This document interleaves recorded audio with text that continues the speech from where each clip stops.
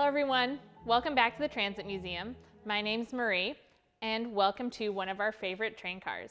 This is the Bluebird. This train was designed special to take people to the World's Fair in 1964. So people would look out for this blue train and know that it would take them to the fair out in Queens. They wanted to make sure this train was eye-catching and that it looked nice for all of the people they knew would be visiting New York City to come see the fair. So we can come inside. So let's take a minute to look around this car and see what we're noticing, what is different from those old trains that we looked at.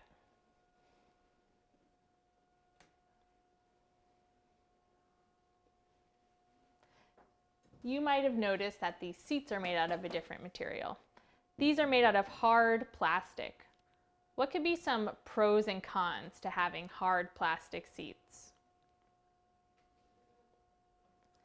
These seats aren't going to get broken like our rattan seats, but some people find that they're uncomfortable to sit on. You also might have noticed our covered ceiling fan. We still don't have air conditioning in this car, but we did push the fans up into the ceiling so that it's safer for everyone to raise their arms up on this train. You also might have noticed our covered lighting. These lights are much brighter than the trains in our old car, and the light bulbs are covered up so we can't touch them. You also may have noticed these large windows on this train. These are called picture windows.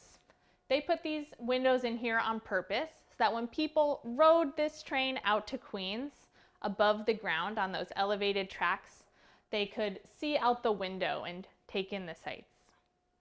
Now this train was a 7 train, and we can see here that the last stop when this train was running until 2003 was Times Square.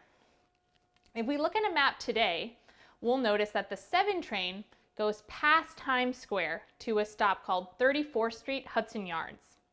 34th Street Hudson Yards opened just a few years ago, and it's decorated with mosaics.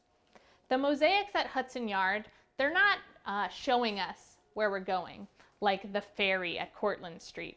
They're there to show off the artwork of some New York City artists. Here's a picture of what that station looks like. What do these mosaics make you think of? They make me think of fireworks. Now, the artist who made this artwork is named Zenobia Bailey. Zenobia Bailey usually makes her artwork using yarn or fabric. She's what's called a fiber artist. And they took her design and they turned it into a mosaic. So that means any type of artist could design artwork for the subway.